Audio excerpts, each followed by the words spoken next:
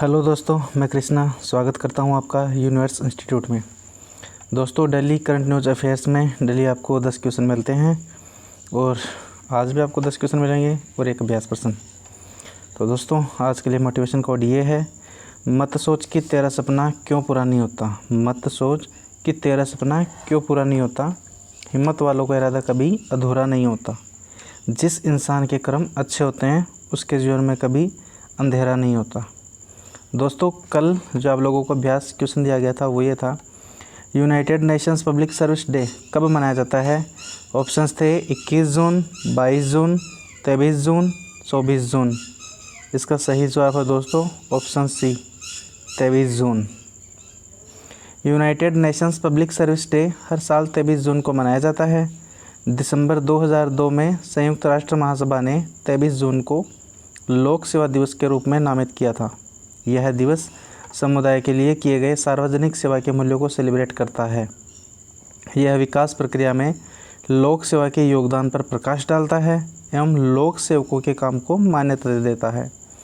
इसके अलावा यह दिवस युवाओं को सार्वजनिक क्षेत्र में करियर बनाने के लिए प्रोत्साहित भी करता है।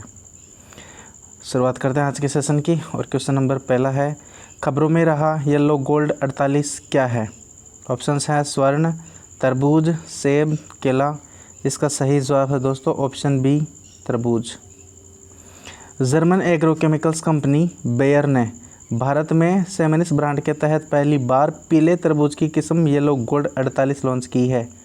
2 वर्षों के ट्रायल के बाद इसे भारत में लॉन्च किया गया है। इसे उगाने से किसानों को बेहतर रिटर्न मिलता है। इसमें रोग लगने की कम आशंकाएं हैं। आपको बता दें कि बेयर कंपनी सेमेनिस ब्रांड के तहत भारत में तरबूज की 5 किस्में ऑफर करती हैं। क्वेश्चन नंबर 2, स्वामित्व योजना अक्सर खबरों में रहती है। इसके संदर्भ में निम्नलिखित कथनों पर विचार कीजिए। इसका नोडल मंत्रालय पंचायती राज मंत्रालय है। यह एक केंद्र प्रायोजित योजना है। उपयुक्त में से कौन सा कथन सत्य है। ऑप्शंस हैं केवल एक और दो, दोनों में से कोई भी नहीं, केवल 2। तो इसका सही जवाब है दोस्तों ऑप्शन ए, केवल 1। असम सरकार ने राज्य में स्वामित्व योजना के कार्यान्वयन के लिए सर्वे ऑफ इंडिया के साथ समझौता ज्ञापन पर हस्ताक्षर किए हैं। स्वामित्व का पूरा नाम survey of villages and mapping with improvised technology in village areas. यह एक केंद्रीय क्षेत्र की योजना है, यानी कि सेंट्रल सेक्टर स्कीम है। केंद्रीय क्षेत्र की योजना है दोस्तों, केंद्र की योजना नहीं है। ऑप्शंस में केंद्र की योजना भी था, तो केंद्र की योजना नहीं है, ये केंद्रीय क्षेत्र की योजना है। पंचायती राज मंत्रालय इसका नोडल मंत्रालय है। यह योजना राष्ट्रीय पंचायती राज दिवस यानी कि 24 अप्रैल 2020 को जो था उसके अवसर पर लॉन्च की गई थी। क्वेश्चन नंबर 3, टॉयकैथॉन 2021 के आयोजन में निम्नलिखित में से कौन सा मंत्रालय शामिल नहीं है। ऑप्शंस हैं शिक्षा मंत्रालय, महिला एवं बाल विकास मंत्रालय, वाणिज्य एवं उद्योग मंत्रालय, वित्त मंत्रालय। तो इसका सही जवाब है दोस्तों ऑप्शन डी, वित्त मंत्रालय। केंद्रीय मंत्री श्री स्मृति ईरानी और संजय धोत्रे ने टॉयकैथॉन 2021 के ग्रैंड फिनाले का संयुक्त रूप से उद्घाटन किया। टॉयकैथॉन 2021 का आयोजन शिक्षा मंत्रालय, अन्य 5 मंत्रालयों महिला एवं बाल विकास मंत्रालय, सूचना और प्रसारण मंत्रालय, वाणिज्य एवं उद्योग मंत्रालय, लघु एवं मध्यम उद्यम मंत्रालय और वस्त्र मंत्रालय के साथ मिलकर कर रहा है। यह टॉयकैथॉन स्थानीय सामग्रियों का उपयोग करके बनाए गए नए और अभिनव खिलौनों की अवधारणा पर केंद्रित है। यह खिलौने उच्च गुणवत्ता के साथ किफ़ायती, सस्ते, सुरक्षित और पर्यावरण के अनुकूल है। मतलब जो टॉयकैथॉन, टॉय यानी खिलौने, तो ये खिलौने के बाबत में है दोस्तों। क्वेश्चन नंबर 4, हाल ही में भारत और फिजी ने किस क्षेत्र में सहयोग के लिए समझौता ज्ञापन पर हस्ताक्षर किए हैं। ऑप्शंस हैं कृषि एवं संबद्ध क्षेत्र, कृत्रिम बुद्धिमत्ता यानी आर्टिफिशियल इंटेलिजेंस, नवीनीकरणीय ऊर्जा, 5G तकनीक। इसका सही जवाब है दोस्तों ऑप्शन ए, कृषि एवं संबद्ध क्षेत्र। भारत और फिजी ने कृषि एवं संबद्ध क्षेत्रों में सहयोग के लिए समझौता ज्ञापन पर हस्ताक्षर किए। भारत और फिजी के बीच सौहार्दपूर्ण व मैत्रीपूर्ण संबंध पारस्परिक सम्मान, सहयोग और मजबूत सांस्कृतिक संबंधों पर आधारित है। यह समझौता दोनों देशों के बीच बहुआयामी सहयोग को मजबूती देने की दिशा में एक मील का पत्थर साबित होगा। इस समझौते के तहत डेयरी उद्योग विकास, चावल उद्योग विकास, रूट क्रॉप विविधीकरण, जल संसाधन प्रबंधन, नारियल उद्योग विकास, खाद्य प्रसंस्करण उद्योग विकास आदि क्षेत्रों में सहयोग किया जाएगा। क्वेश्चन नंबर 5, सुर्खियों में रहा उपन्यास द स्टार्टअप वाइफ के लेखक या लेखिका कौन है? ऑप्शंस है चेतन भगत, अमिश त्रिपाठी, तस्लीमा नसरीन, तमीमा अनम। इसका सही जवाब है दोस्तों option D, Tamima Anam. Penguin Random House India द्वारा द स्टार्टअप वाइफ उपन्यास प्रकाशित किया गया है। इस उपन्यास की लेखिका ब्रिटिश बांग्लादेशी लेखिका तमीमा अनम हैं। यह उपन्यास एक तेज़ कंप्यूटर कोडर आशा राय की कहानी है। उपन्यास में बताया गया है कि कैसे वह पुरुष प्रधान तकनीक की दुनिया में बड़ी सफलता प्राप्त तो कर लेती हैं और फिर भी खुद को इस प्रक्रिया में अपनी आवाज़ खोती हुई पाती हैं। तमीमा आनंद की एक अन्य प्रसिद्ध कृतियाँ हैं ए गोल्डन एज, द गुड मुस्लिम एवं द बोन्स ऑफ ग्रेस हैं। Question number 6, Reuters institute digital news report 2021 के मुताबिक खबरों पर विश्वास करने के मामले में भारत को कौन सी रैंक मिली है? ऑप्शन से 11वीं, 27वीं, 31वीं, 45वीं। तो इसका सही जवाब है दोस्तों ऑप्शन सी, 31वीं। हाल ही में Reuters institute digital university report 2021 जारी की है। इस रिपोर्ट के मुताबिक न्यूज़ पर विश्वास करने के मामले में 46 देशों में भारत 31वें स्थान पर है। भारत में केवल 38% लोग ही खबरों पर विश्वास करते हैं। फिनलैंड में सबसे ज़्यादा लोग न्यूज़ पर विश्वास करते हैं, जबकि अमेरिका में सबसे कम। फिनलैंड में 65%, जबकि अमेरिका में केवल 29% लोग ही न्यूज़ पर विश्वास करते हैं।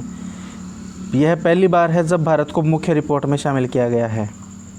क्वेश्चन नंबर 7, खबरों में रहा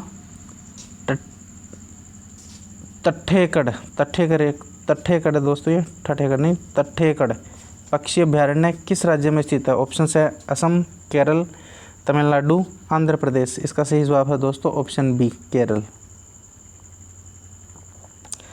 तट्ठेकड़ पक्षी अभ्यारण्य के आसपास से स्कैटरिंग फ्रो की एक नई प्रजाति की पहचान की गई है। स्कैटरिंग केरल राज्य की उल्लेखनीय जैव विविधता के सम्मान में इस नई प्रजाति का नाम यूफिलिक्टिस केरल रखा गया है। आपको बता दें कि केरल लड़कों की कई स्थानिक प्रजातियों के लिए भी जाना जाता है। लगभग 25 किलोमीटर स्क्वायर में फैला यह पक्षी अभयारण्य केरल में स्थित है। यह केरल का पहला पक्षी अभयारण्य है। यहाँ पक्षियों की विभिन्न प्रकार की प्रजातियाँ देखने को मिलती है। यहाँ पर दोस्तों जो तीसरी लाइन है आपको बता दें कि केरल लड़कों नहीं मेंढकों की कई स्थानिक प्रजातियों के लिए भी जाना जाता है। क्वेश्चन नंबर 8, संयुक्त राष्ट्र पर्यावरण कार्यक्रम में निम्नलिखित में से किसके साथ मिलकर लो कार्बन अर्थ पहल शुरू करने की घोषणा की है?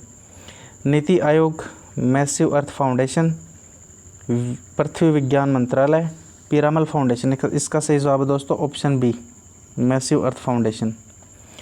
संयुक्त राष्ट्र पर्यावरण कार्यक्रम में मैसिव अर्थ फाउंडेशन के साथ मिलकर लो कार्बन अर्थ पहल शुरू करने की घोषणा की है।